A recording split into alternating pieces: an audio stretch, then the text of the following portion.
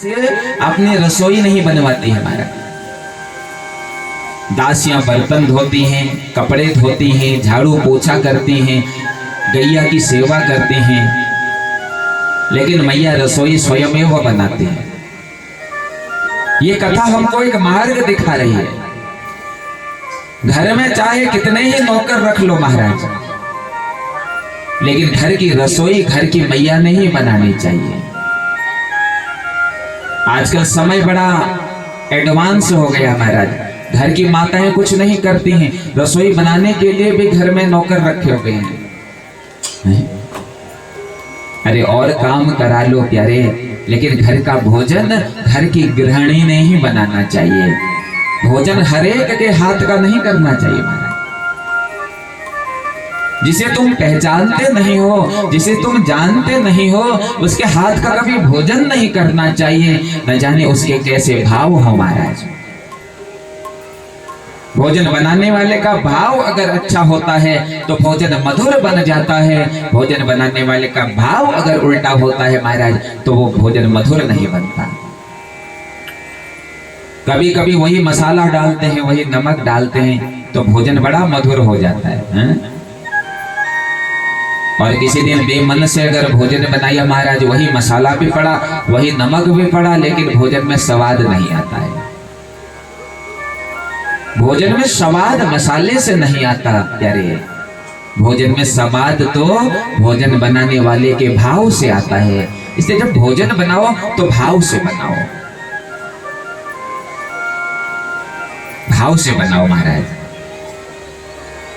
तो इसलिए घर का भोजन घर की गृहिणी ने बनाना चाहिए। और एक बात और याद रखना महाराज, घर की रसोई हमेशा पवित्र होनी चाहिए।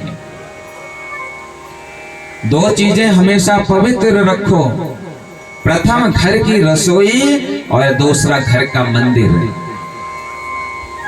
आजकल कई लोग होते हैं वो रसोई में चप्पल पहन करके ही चले जाते हैं। खैर हमारे पहाड़ों में तो निकरण महाराज, लेकिन बहरे तरबटी जो सब चौपट हो गया, चप्पल पहन करके ही रसोई में चले जाते महाराज। अगर उनसे कहो मैया ये चप्पल पहन करके रसोई में नहीं जाते हैं, तो क्या कहते हैं पता है आपको? अरे महाराज ये किचन के चप्पल हैं। तो अन्य समय में उनको सर में लेकर के घूमना चाहिए महाराज। कोई कहे ये चप्पल सर में क्यों रखे? अरे ये रसोई के चप्पल है भैया। अरे चप्पल तो चप्पल ही होते हैं महाराज। और दूसरी बात और याद रखना महाराज, कई लोग क्या करते हैं, रात के जूठे बर्तन रात भर रसोई में ही छोड़ देते हैं। रात के जूठे बर्तन कभी भी रसोई में नहीं छोड़ने चाहिए। रात के जूठे बर्तन रात में ही धो देने चाहिए महाराज। लेकिन आजकल तो थोपड़े देने महाराज, औरत वो काम वाला आली जब वो साफ करे उनको। अरे तो तुमको क्यों लाए हैं विवाह करके भाई घर में? बर्तन काम वाली धोएगी, कपड़े काम वाली धोएगी, तो क्यों आई है फिर यहाँ पर?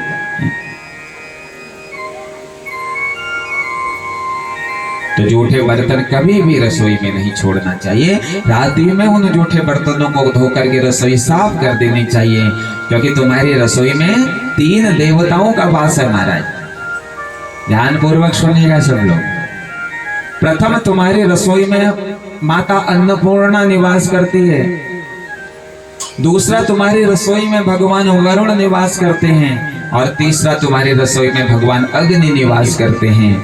ले रसोई अगर पवित्र होगी तो महाराज तुम्हारा हृदय पवित्र होगा।